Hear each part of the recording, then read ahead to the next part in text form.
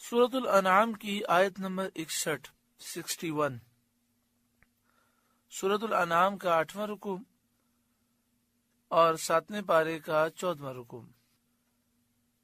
وَهُوَ الْقَاهِرُ فَوْقَ عِبَادِهِ، اور وہی غالب ہے اپنے بندوں پر۔ اللہ تعالی غالب ہے، وہ جو چاہے کرے۔ بندہ جتنے بھی منصوبے بنا لے مگر ہوتا وہی ہے جو رب چاہتا ہے۔ تو بندے کو چاہیے کہ وہ اللہ کے حضور جھک جائے اور اس کی فرمانبرداری کرے۔ جب رب راضی ہوگا تو دنیا بھی سنور جائے گی اور آخرت بھی سنور جائے گی۔ وَيُرْسِلُ عَلَيْكُمْ حَفَظَةً، اور تم پر نگہبان بھیجتا ہے۔ حفظ، حفاظت کرنے والے۔ فرشتے جن کو کرامن کاتبین کہتے ہیں، وہ انسان کی نیکیاں اور برائیاں لکھتے رہتے ہیں۔ ہر آدمی کے ساتھ 2 فرشتے ہیں، ایک سیدھی طرف، دوسرا الٹی طرف۔ نیکیاں سیدھی طرف کا فرشتہ لکھتا ہے اور برائیاں الٹی طرف کا فرشتہ لکھتا ہے۔ بندوں کو چاہیے کہ ہوشیار رہیں، اس بات کی فکر رکھیں کہ ہم جو بول رہے ہیں، جو کر رہے ہیں، وہ نامہ اعمال میں لکھا جا رہا ہے۔ گناہ کرنے سے، برائیاں کرنے سے بچیں، کیونکہ ہر ایک عمل لکھا جاتا ہے، اور روز قیامت وہ نامہ اعمال تمام مخلوق کے سامنے پڑھا جائے گا تو گناہ کتنی رسوائی اور ذلت کا سبب ہوں گے۔ اللہ پناہ دے، آمین ثم آمین۔ حضرت امام غزالی علیہ رحمہ نے بڑی پیاری مثال سے ہمیں سمجھایا۔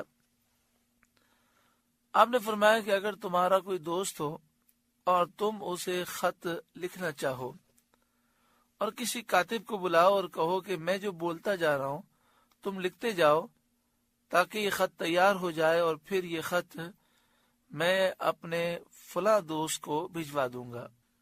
تو حضرت امام غزالی علیہ رحمہ آپ فرماتے ہیں کہ خط لکھواتے وقت تم کتنا سوچتے ہو کہ میں یہ جملہ کہوں تو کس طرح کہوں، اور سوچ سوچ کر ایک اچھا خط تیار کرتے ہو تاکہ جب میرے دوست تک یہ خط پہنچے تو وہ اس خط کو دیکھ کر خوش ہو۔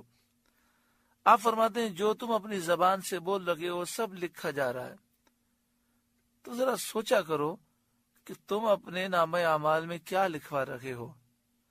جو تم لکھوا رہے ہو وہ تمہیں کل بروز قیامت پڑھ کر سنانا ہے، تو بس بولنے سے پہلے اور اعمال کرنے سے پہلے سوچ لیا کرو کہ کل بروز قیامت یہ میں پڑھ کے سناؤں گا تو میرا کیا ہوگا۔ ہم نے تو بعض ایسے لوگوں کو بھی دیکھا کہ انہیں اپنے دوست کو میسج کرنا ہوتا ہے تو ایک دفعہ میسج لکھتے ہیں، پھر 2-3 دفعہ پڑھتے ہیں، پھر مطمئن نہیں ہوتے اور اس میسج کو ڈیلیٹ کر دیتے ہیں، پھر دوسرا لکھتے ہیں۔ 2-3 دفعہ لکھنے کے بعد جب مطمئن ہو جاتے ہیں کہ ہر لحاظ سے اس میسج میں کوئی غلطی نہیں ہے اور میرا دوست جو ہے اس میسج کو پڑھ کے بہت خوش ہوگا، تو اسے فارورڈ کرتے ہیں۔ یہ ایک میسج لکھنے میں ہم اتنی احتیاط کرتے ہیں، مگر تنہائی میں اپنے دوستوں کے ساتھ نہ جانے کیسے کیسے اعمال ہوتے ہیں اور کیسی کیسی گفتگو کی جاتی ہے۔ اللہ تبارک و تعالی ہمیں احساس عطا فرمائے۔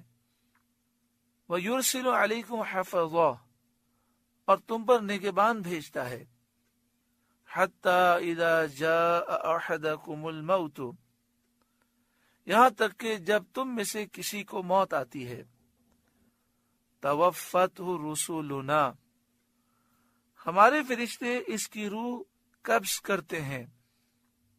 وَهُمْ لَا يُفَرِّطُونَ، اور وہ قصور نہیں کرتے، کوتاہی نہیں کرتے۔ یہاں پر مفسرین یہ بیان کرتے ہیں کہ تَوَفَّتْهُ رُسُلُنَا، ہمارے فرشتے اس کی روح قبض کرتے ہیں۔ تو رسل کے لفظی معنی ہے بھیجے ہوئے، اور یہاں مراد ہے فرشتے، تو سوال یہ ہے کہ یہاں پر جمع کا صیغہ کیوں ہے؟ حالانکہ روح تو ملک الموت قبض کرتے ہیں اور وہ تو واحد ہیں، ایک فرشتہ ہیں۔ تو مراد یہ ہے کہ یہاں پر جمع کا صیغہ تعظیم کے لیے ہے۔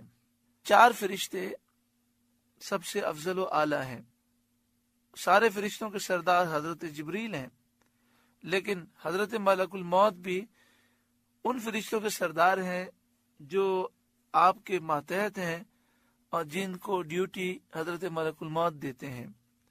حضرت میکائیل، ان کے ماتحت بھی کئی فرشتے ہیں، تو اس لحاظ سے ان کی تعظیم کے لیے جمع کا صیغہ ہے۔ اور بعض مفسرین نے فرمایا کہ یہاں رسولنا سے مراد ملک الموت بھی ہیں اور ملک الموت کے ساتھ وہ فرشتے بھی ہیں جو ان کے مددگار ہیں۔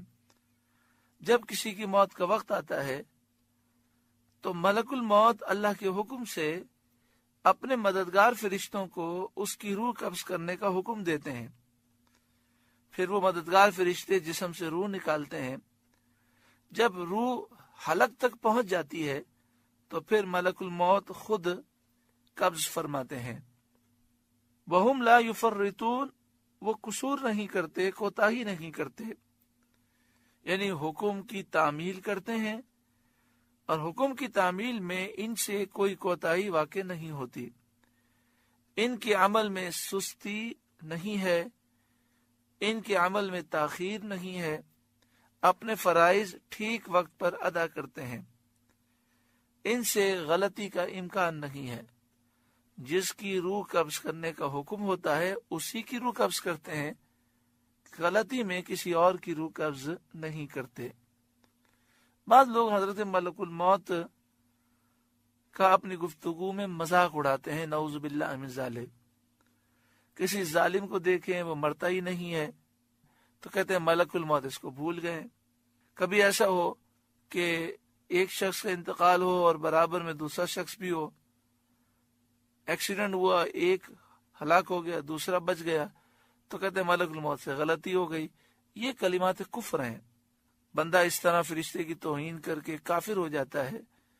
لوگوں کو ہنسانے کے لیے لوگ اپنا ایمان برباد کر دیتے ہیں۔ اگر کوئی اس طرح کی بات کرے تو ہمیں ہنسنا بھی نہیں چاہیے۔ ایسی غلط بات پر ہنسنا بھی کفر ہے۔ صاف کہتے ہیں کہ آپ کیسی بات کرتے ہیں، یہ بات آپ کی بالکل غلط ہے، آپ توبہ کریں۔ ثم ردوا الی اللہ مولاہم الحق، پھر پھیرے جاتے ہیں اپنے سچے مولا اللہ کی طرف۔ ثم پھر، ردو لوٹائے جاتے ہیں، پھیرے جاتے ہیں، الی اللہ اللہ کی طرف، مولاہم الحق جو ان کا سچا مولا ہے۔ یعنی مرنے کے بعد لوگ اللہ کے حضور حاضر ہوتے ہیں۔ الا سن لو، لہ الحکم، اسی کا حکم ہے، کل بروز قیامت اس کے سوا کوئی حکم کرنے والا نہیں۔ وَهُوَ أَسْرَعُ الْحَاسِبِينَ، اور وہ سب سے جلد حساب کرنے والا ہے، کیونکہ اس کو سوچنے، جانچنے، شمار کرنے کی حاجت نہیں جس میں دیر ہو۔ دیر لگتی ہے سوچنے میں، جانچنے میں، شمار کرنے میں، اللہ تعالیٰ کو ان چیزوں کی حاجت نہیں۔ وَهُوَ أَسْرَعُ الْحَاسِبِينَ، وہ سب سے جلد حساب کرنے والا ہے۔ قل، اے محبوب آپ فرمائیے، مَن يُنَجِّيكُم مِّن ظُلُمَاتِ الْبَرِّ وَالْبَحْرِ، وہ کون ہے جو تمہیں نجات دیتا ہے جنگل اور دریا کی آفتوں سے۔ قل، اے محبوب آپ فرمائیے، من، وہ کون ہے، يُنَجِّيكُم، جو تمہیں نجات دیتا ہے، من ظلمات البر، خشکی کے اندھیروں، والبحر، اور دریا کے اندھیروں سے، یعنی جنگل اور دریا کی آفتوں سے، تدعونہ تضرعا وخفیہ، جسے پکارتے ہو گڑ گڑا کر اور آہستہ۔ جب تم جنگل کی آفتوں میں پھنستے ہو، دریا کی آفتوں میں پھنستے ہو، تو اللہ تعالیٰ کو گڑ گڑا کر اور آہستہ پکارتے ہو، پھر اللہ تعالیٰ تمہیں نجات دیتا ہے۔ تو ذرا سوچو، جو تمہیں ان مصیبتوں سے نجات دیتا ہے، تم اس کی عبادت نہیں کرتے اور بے جان پتھروں کو خدا سمجھ کر پوچھتے ہو۔ لئن انجانا من ہذہ لنکونن من الشاکرین، کہ اگر وہ ہمیں اس سے بچاوے تو ہم ضرور احسان مانیں گے۔ یعنی جب مصیبت آتی ہے تو تم کہتے ہو اے اللہ تو ہمیں اس سے بچا لے، اگر تو ہمیں بچا لے گا تو ہم شکر گزار ہو جائیں گے، تیرے فرمانبردار ہو جائیں گے۔ اس آیت میں کفار کو تنبیہ کی گئی ہے کہ خشکی اور تری کے سفروں میں جب وہ آفات میں مبتلا ہو کر پریشان ہوتے ہیں اور ایسی مصیبتیں اور ایسے شدائد اور احوال پیش آتے ہیں جن سے دل کانپ جاتے ہیں، خطرات دلوں کو بے چین اور مضطرب کر دیتے ہیں، اس وقت بت پرست بھی بتوں کو بھول جاتا ہے اور اللہ تعالیٰ ہی سے دعا کرتا ہے، اسی کی جناب میں تضرع و زاری کرتا ہے اور کہتا ہے کہ اس مصیبت سے اگر تو نے نجات دی تو میں شکر گزار ہو جاؤں گا اور تیرا حق کے نعمت بجا لاؤں گا، میں تیرے سوا کسی اور کی پوجا نہیں کروں گا۔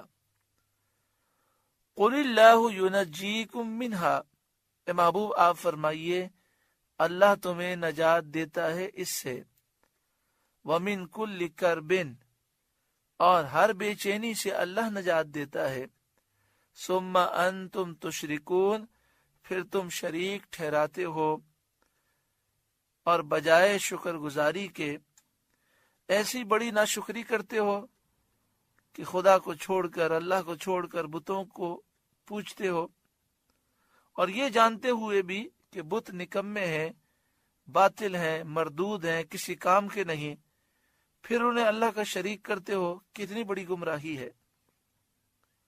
یہاں تو مشرکین کا رد ہے، لیکن ایک مسلمان کو آج کل کے حالات پر سوچنا چاہیے کہ جب اللہ تعالیٰ نعمتیں دیتا ہے، تھوڑی دولت آ جاتی ہے، اچھا بنگلہ ہو جاتا ہے، کاریں ہوتی ہیں، فیکٹریاں ہوتی ہیں، تو نہ جانے ہمارے مسلمان بھائیوں کو کیا ہو جاتا ہے۔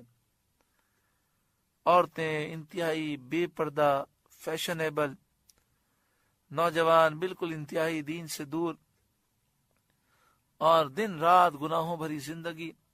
پھر ایسے حالات میں شادی کا موقع آ جائے تو الامان والحفیظ اتنے گناہ کیے جاتے ہیں کہ جن کو بیان کرتے ہوئے شرم آتی ہے، اور پھر گناہوں کو گناہ نہیں سمجھتے، سمجھایا جائے تو ناراض ہو جاتے ہیں اور کہتے ہیں کہ یہ تو مولوی دقیانوسی باتیں کرتے ہیں۔ لیکن جب بیماری آ جاتی ہے، پریشانی آ جاتی ہے، کاروبار میں اتنا نقصان ہوتا ہے کہ کروڑ پتی آدمی کا دیوالیہ نکل جاتا ہے، اسے اپنا بنگلہ، اپنی کاریں، اپنی فیکٹریاں سب بیچنی پڑتی ہیں، اور پائی پائی کا محتاج اور روٹی روٹی کا محتاج ہو جاتا ہے، مختلف بیماریاں آ جاتی ہیں، تو اس وقت پھر وہ کس قدر عاجزی رکھتا ہے، پھر وہ دعائیں بھی کر رہا ہوتا ہے، وظائف بھی پڑھ رہا ہوتا ہے، پھر اس وقت وہ سچی پکی توبہ بھی کرتا ہوگا۔ بسا اوقات یہ خیال بھی آتا ہوگا کہ اب اگر مجھے دوبارہ نعمتیں ملی تو میں ایسا نہیں کروں گا، پھر اللہ تعالیٰ کرم فرمائے، پھر دولت کی فراوانی ہو تو پھر یہی جملہ کہ بچے نہیں مانتے، کیا کریں۔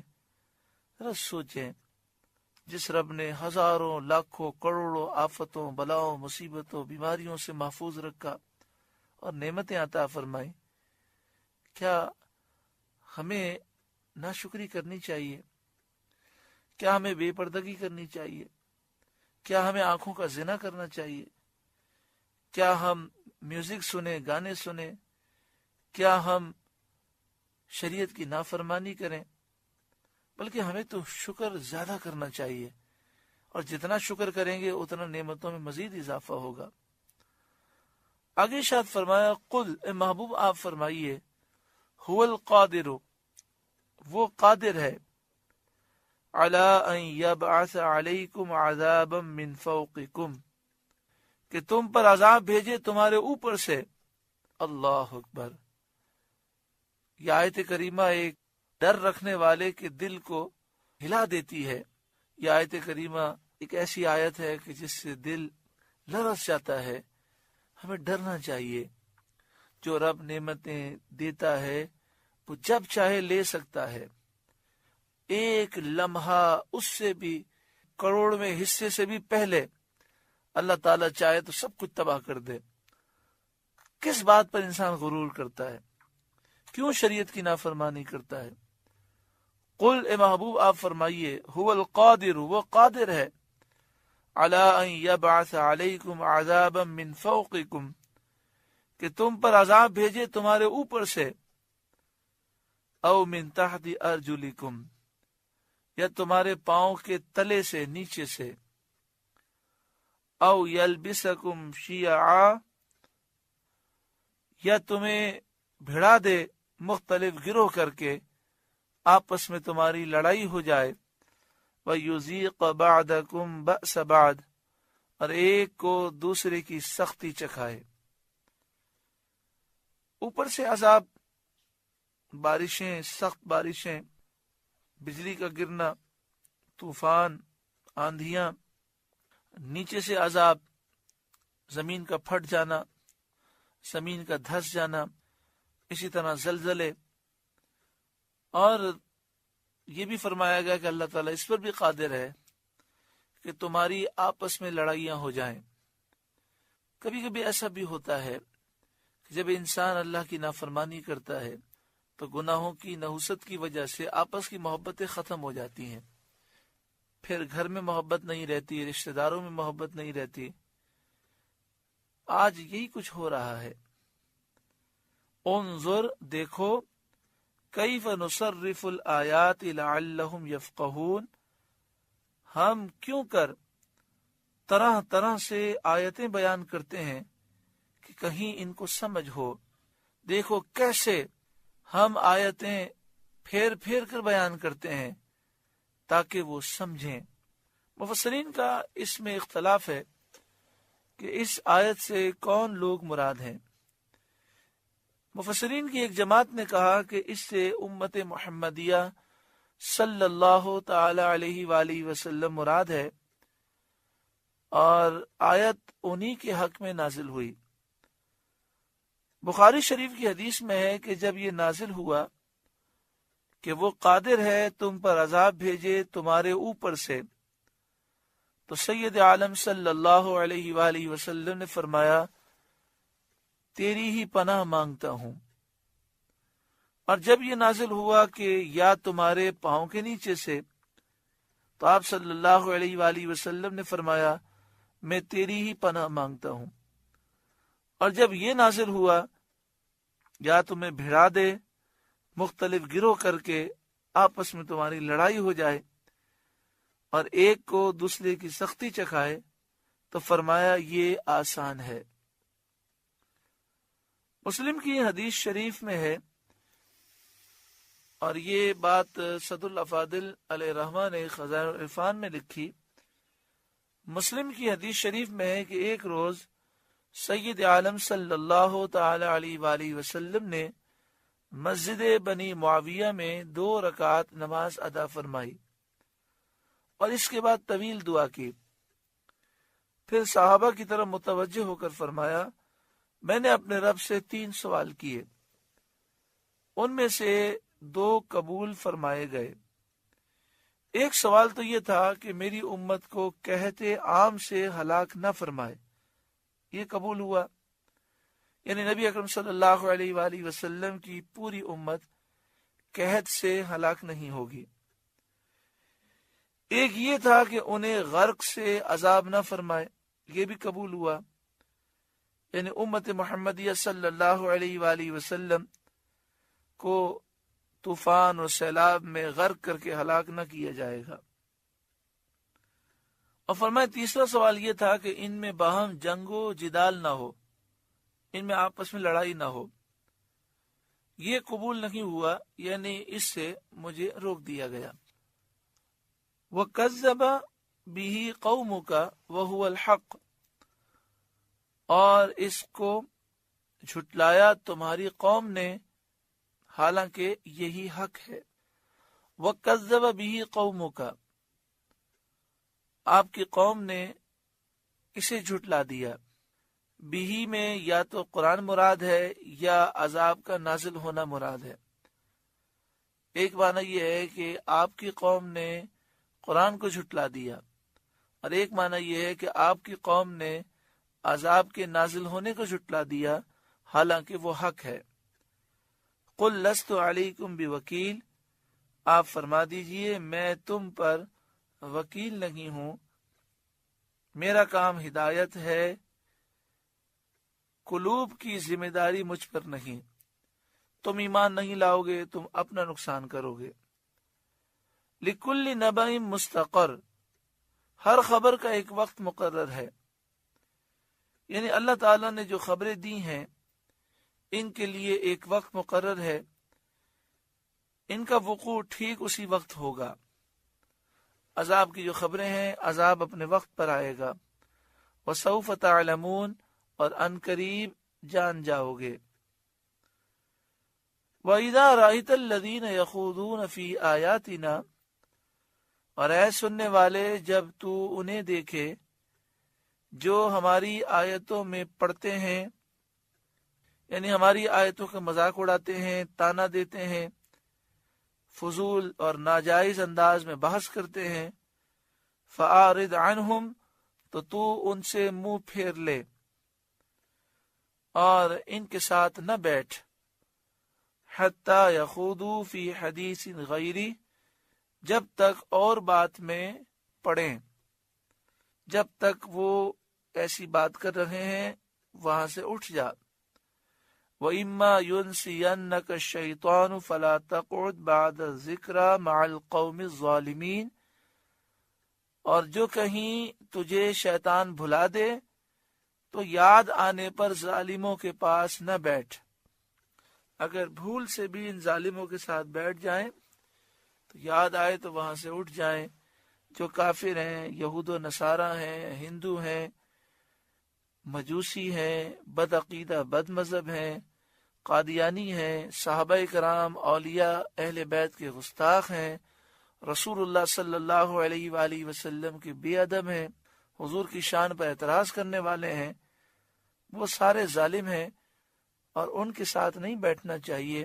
اگر بھول سے بیٹھ جائیں، یاد آئے تو اٹھ جائیں۔ وَمَا عَلَى الَّذِينَ يَتَّقُونَ مِنْ حِسَابِهِمْ مِنْ شَيْءٍ، اور پرہیزگاروں پر ان کے حساب سے کچھ نہیں، یعنی جو تانا دینے والے ہیں، مذاق اڑانے والے ہیں، اس کا گناہ انہی پر ہے، انہی سے اس کا حساب ہوگا، پرہیزگاروں پر کچھ بھی نہیں ہے۔ مسلمانوں نے کہا تھا کہ ہمیں گناہ کا اندیشہ ہے، جبکہ ہم انہیں چھوڑ دیں اور منع نہ کریں، اس پر یہ آیت نازل ہوئی۔ جب یہ فرمایا گیا کہ ایسے لوگوں سے دور ہو جاؤ، تو مسلمانوں نے کہا کہ اگر ہم دور ہو گئے تو پھر ہم انہیں منع نہیں کریں گے اور ہم گناہگار ہوں گے۔ تو فرمایا تم اپنے ایمان کی حفاظت کرو اور ان کی بکواس کے وقت ان سے دور ہو جاؤ، اور یہ جو بکواس کریں گے اس کا گناہ ان کے اوپر ہے، تم سے اس کے بارے میں حساب نہیں لیا جائے گا۔ وَلَكِنْ ذِكْرَى لَعَلَّهُمْ يَتَّقُونَ، ہاں نصیحت دینا شاید وہ باز آئیں، یعنی نصیحت کرنے کے لیے تو تم ان کے پاس جا سکتے ہو اور انہیں حق بات بتاؤ اور کہو کہ یہ تم کفر کر رکھے ہو، یہ نبی کی گستاخی ہے، اس سے بچو، لیکن اس کے علاوہ تم ان سے اپنے آپ کو دور رکھو۔ اس آیت سے معلوم ہوا کہ بے دینوں کی جس مجلس میں دین کا احترام نہ کیا جاتا ہو، مسلمانوں کو وہاں بیٹھنا جائز نہیں۔ اس سے ثابت ہو گیا کہ کفار اور بے دینوں کے جلسے جن میں وہ دین کے خلاف تقریریں کرتے ہیں، ان میں جانا، سننے کے لیے شرکت کرنا جائز نہیں،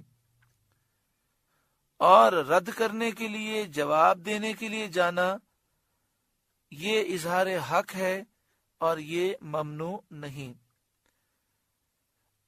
اس آیت سے معلوم ہوا کہ پند و نصیحت اور اظہار حق کے لیے ان کے پاس بیٹھنا جائز ہے۔ جیسے علماء مناظرہ کرنے کے لیے جاتے ہیں، ان کا رد کرنے جاتے ہیں، اس کی اجازت ہے۔ وَذَرِ الَّذِينَ اتَّخَذُوا دِينَهُمْ لَعِبًا وَلَهْوًا، اور چھوڑ دے ان کو جنہوں نے اپنا دین ہنسی کھیل بنا لیا، وَغَرَّتْهُمُ الْحَيَاةُ الدُّنْيَا، اور انہیں دنیا کی زندگی نے فریب دیا، وَذَكِّرْ بِهِ أَن تُبْسَلَ نَفْسٌ بِمَا كَسَبَتْ، اور قرآن سے نصیحت کرو کہ کہیں کوئی جان اپنے کیے پر پکڑی نہ جائے، یعنی انہیں شرعی احکام بیان کرو تاکہ یہ گناہوں سے توبہ کریں اور اپنے جرائم کے سبب عذاب جہنم میں گرفتار نہ ہوں۔ لیس لہا من دون اللہ ولی ولا شفیع، اللہ کے سوا نہ اس کا کوئی حمایتی ہو نہ سفارشی۔ جس کا خاتمہ کفر پر ہوا، کل بروز قیامت نہ کوئی اس کا دوست کام آئے گا اور نہ کوئی اس کی سفارش کرے گا۔ وَإِن تَعْدِلْ كُلَّ عَدْلٍ لَا يُؤْخَذْ مِنْهَا، اور اگر اپنے عوض سارے بدلے دے تو اس سے نہ لیے جائیں۔ اگر جان چھڑانے کے لیے وہ اپنی ساری دولت بھی اگر اس کے پاس ہو اور وہ دے دے تو بھی وہ قبول نہ کی جائے گی۔ معنی یہ ہے کہ کل بروز قیامت عذاب سے چھٹکارا کافروں کے لیے ممکن نہیں ہے۔ اولئک الذین ابسلوا بما کسبوا، یہ ہیں وہ جو اپنے کیے پر پکڑے گئے، یعنی کل بروز قیامت یہ اعلان ہوگا کہ یہ وہ ہیں جو دین کو ہنسی اور کھیل بنانے والے تھے، دنیا کے فتنے میں مبتلا ہوئے، کفر پر قائم رہے، کفر پر مرے، لہذا اپنے گناہوں پر یہ پکڑے گئے۔ لہم شراب من حمیم، انہیں پینے کو کھولتا پانی، ان کے لیے پینے کے لیے کھولتا پانی ہوگا، اتنا گرم، اتنی شدید پیاس ہوگی کہ وہ پینے پر مجبور ہوں گے۔ جب وہ گرم پانی اپنے منہ کے قریب لائیں گے تو منہ کی کھال اور منہ کا گوشت جھڑ جائے گا، اور جب پئیں گے تو جسم کے اندر کی ہر چیز نکل جائے گی۔ وَعَذَابٌ أَلِيمٌ بِمَا كَانُوا يَكْفُرُونَ، اور دردناک عذاب بدلہ ان کے کفر کا۔ اللہ تبارک و تعالی ہمیں ایمان کی حفاظت نصیب فرمائے۔ ایمان کی حفاظت کے لیے ضروری یہ ہے کہ بدعقیدہ لوگوں سے، بد مذہب لوگوں سے اپنے آپ کو دور رکھیں۔ ان کی صحبت، ان کی باتیں، ان کی تقریریں ہمارے ایمان کے لیے زہر ہے۔ بسا اوقات ایسا ہوتا ہے کہ ایک شخص مومن ہوتا ہے لیکن ان سے دوستی رکھنے کی وجہ سے، ان کی باتیں سننے کی وجہ سے اس کا عقیدہ خراب ہو جاتا ہے۔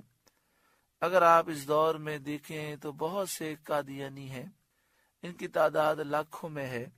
یہ پہلے قادیانی نہیں تھے، مسلمان تھے، مگر قادیانیوں کی صحبت میں گئے، ان کی باتیں سنی، ان کی تقریریں سنی، ان کی کتابیں پڑھی، آج وہ قادیانی ہو گئے، نعوذ باللہ من ذالک، اور وہ اسلام کے دشمن ہیں، نبی اکرم صلی اللہ علیہ وآلہ وسلم کے گستاخ بے ادب ہیں۔ اسی طرح بہت سے لوگ آج دہریے بن گئے، انٹرنیٹ پر مختلف ویب سائٹ دیکھنے کی وجہ سے اور مختلف لوگوں کے ساتھ چیٹنگ کرنے کی وجہ سے آج وہ دہریے ہو گئے، اللہ کے وجود کا وہ انکار کرتے ہیں، نعوذ باللہ من ذالک۔ وہ کہتے ہیں کائنات خود بخود بن گئی اور خود بخود چل رہی ہے، وہ اللہ تعالیٰ کو نہیں مانتے، وہ رب کے وجود کے منکر ہو گئے، حالانکہ یہ پہلے مومن تھے۔ تو اس لیے اس بات کو سمجھنا چاہیے، بری صحبت برے اثرات پیدا کرتی ہے۔ ایمان کی حفاظت اگر ہم چاہتے ہیں تو اپنے آپ کو، اپنی اولاد و نسلوں کو برے لوگوں سے دور کریں، ان کی باتیں سننے سے دور رکھیں، ان کی کتابیں پڑھنے سے دور رکھیں، بات سنیں تو عشق رسول کی، محبت رسول کی، ہمارے بزرگان دین کی تعلیمات پڑھی جائیں۔ اللہ تعالی ہم سب کو عمل کی توفیق عطا فرمائے۔ سورہ انعام کا 8واں رکوع مکمل ہوا۔ اللہ تعالی اس رکوع کے نور سے ہمارے قلوب کو روشن فرمائے۔ اللہ اللہ اللہ